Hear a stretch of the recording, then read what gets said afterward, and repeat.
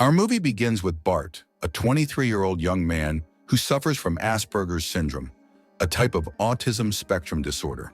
He has difficulties with social communication and forming relationships, but he is very intelligent and has the ability to learn new skills. Bart works as a receptionist at a hotel, and the hotel manager likes him and sees him as a responsible and exceptional person. At home, Bart lives with his mother, but each of them stays in a different place. They communicate through cameras.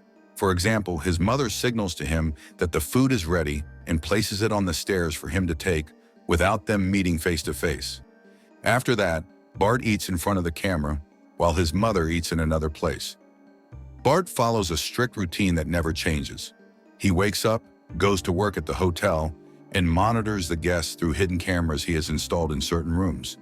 This is to learn how to communicate with people better. He mimics the guest's speech and tone of voice to practice social interaction.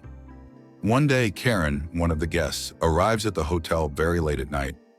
Bart gives her a specific room that contains his cameras. Karen asks about the room's features, and Bart listens to all the details as if he has memorized them by heart. Suddenly, Bart hears a gunshot. He enters Karen's room and finds her murdered. Bart panics and doesn't know what to do. He calls his friend at the hotel, but he can't explain the situation. Bart decides to enter the room through the back door, and at the same time, Jack, the receptionist, whose shift starts after Bart, goes out to smoke a cigarette. Jack sees Bart's car in front of the hotel and hears the gunshot. He quickly goes to the source of the sound and finds Bart sitting on the bed, scared and nervous, with Karen's body in front of him. Jack calls the police and Bart stays in place. Bart touches Karen's blood to feel its texture and gets blood on his clothes. The police arrive and begin investigating all the hotel staff. The hotel manager talks to the investigator, Espada, and explains Bart's psychological condition. He tells him that Bart is an intelligent and responsible person and is confident that he has nothing to do with the crime. The investigator talks to Bart, who quickly explains that he returned to the hotel because he forgot his wallet at the ATM, heard a gunshot, and entered the room. Bart recounts all the details of his day, from leaving the hotel, buying ice cream, returning home, and then remembering that he forgot his wallet and going back to the hotel. The investigator suspects Bart because of the cameras he was using, but he sympathizes with him after learning that Bart has Asperger's syndrome. Meanwhile, Andrea, a beautiful girl who frequently visits the hotel, appears. Andrea notices Bart's condition and treats him kindly. Bart starts to care for her and tries to learn from her way of speaking and interacting with him.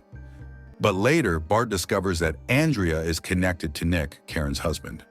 Bart uses the hidden cameras he installed in the rooms to record evidence, proving Nick and Andrea's involvement in Karen's murder. Bart finds videos showing that Nick was in a relationship with Andrea and that Karen discovered their affair, so Nick decided to kill her to hide the truth.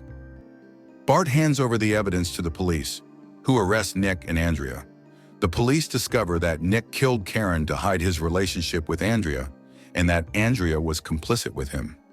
In the end, Bart manages to prove his innocence and demonstrates his intelligence and ability to overcome the challenges he faced due to his psychological condition. The story ends with Bart walking in the mall, greeting the people around him. Bart has become a stronger and more confident person after facing difficult situations and being able to deal with them. The end. Subscribe to support us.